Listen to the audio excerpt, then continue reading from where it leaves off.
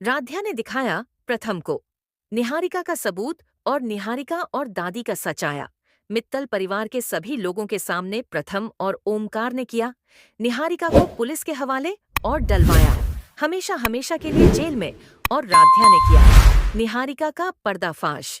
जी हाँ दोस्तों, जैसे ही राध्या निहारिका का सच सबके सामने लाती है, सभी लोगों के पैरों तले जमीन खिसक जाता है और ओमकार को विश्वास नहीं होता है कि निहारिका इतनी घटिया हरकत कर सकती है।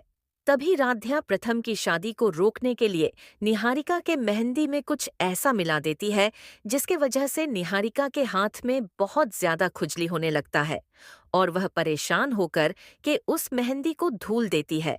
दादी बार बार मना करती है कि निहारिका यह अपशगुन हो जाएगा और मेहंदी को धुला नहीं जाता है, लेकिन निहारिका दादी की बात नहीं मानती है और मेहंदी को ले जाकर के धूल देती है और वहीं दूसरी तरफ प्रथम के सामने आ जाता है।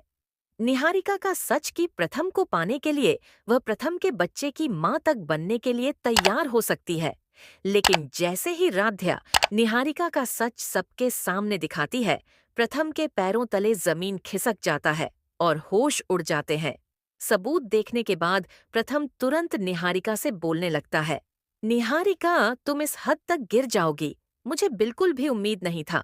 तुम सिर्फ और सिर्फ एक मेरी दोस्त थी, लेकिन तुमने मेरे साथ और राध्या के साथ बहुत ही ज्यादा गलत किया है। तभी निहारिका दादी का सच भी सबके सामने लेकर के चली आती है और बोलने लगती है कि इस प्लान में मैं अकेली नहीं थी, मेरा साथ देने के लिए दादी भी मेरे साथ थी।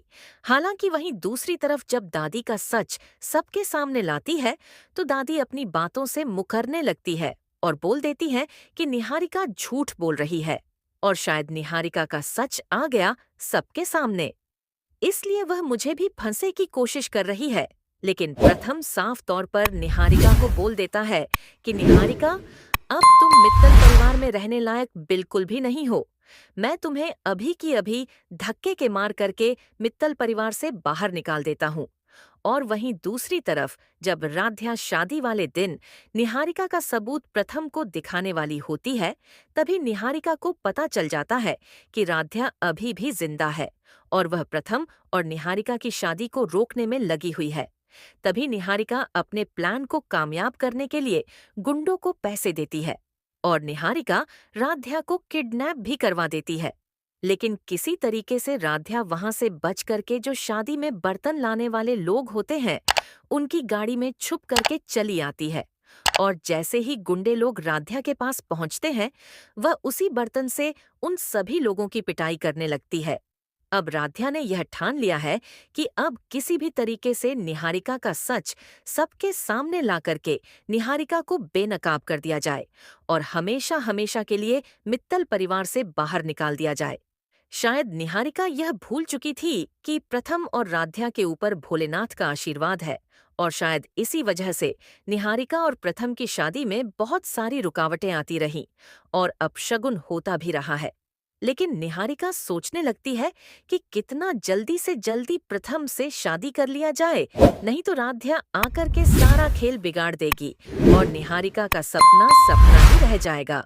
हालांकि दोस्तों, अगर आप लोग भी प्रथम और राध्या को पसंद करते हैं और चाहते हैं कि निहारिका का सच सबके सामने आ जाए, तो अभी के अभी इस वीडियो को एक लाइक करके चैनल को सब्सक्राइब करिए।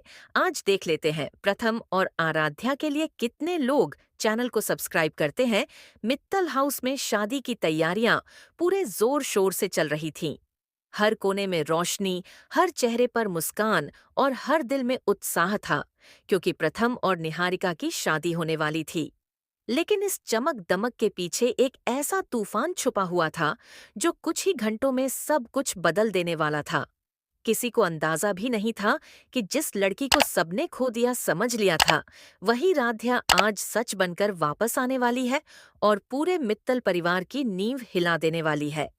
मेहंदी की रस्म चल रही थी। निहारिका अपने हाथों में लगी मेहंदी को देखकर मुस्कुरा रही थी और बार बार प्रथम का नाम ढूंढ रही थी। दादी उसके पास बैठी थीं और बार बार उसे समझा रही थीं कि शादी से पहले हर रस्म को अच्छे से निभाना बहुत जरूरी होता